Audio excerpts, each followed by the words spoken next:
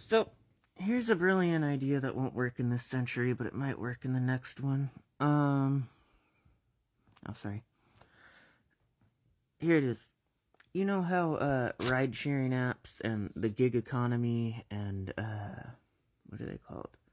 Um, Airbnbs and, what's that other one?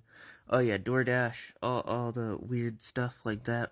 Um, and, let's not forget stuff like Fiverr, where you've got like freelance apps, but it's for like the everyday person and not like big companies, right? Well,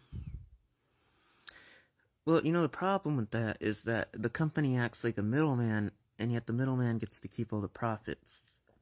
And the only real justification the company has is, hey, if one of our freelancers is a scammer, we hold the collateral, so we're the refund machine, and that's why we get all the money and also make everybody suffer. But here's the thing, though. What if we just, and again, this won't work in this century, maybe in the next.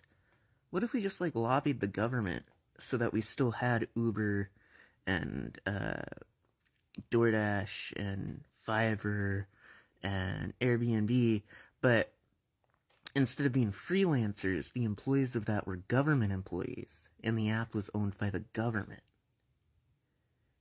And then that way, if you're like an Uber driver and you have to drive into like a shady area of town and you're worried that the person you pick up is gonna like assault you or whatever because they want a free ride and they don't want to pay you, and I don't know.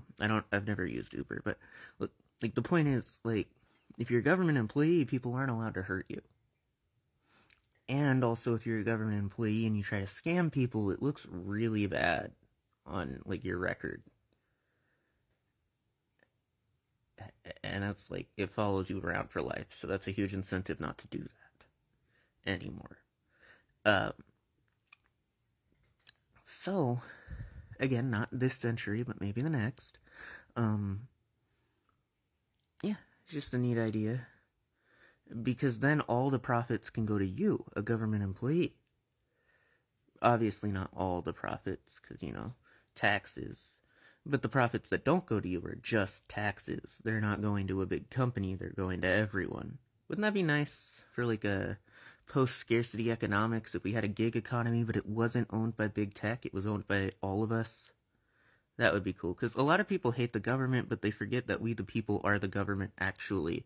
It's just that the old politicians don't want you to know that, because then you start to protest and shit.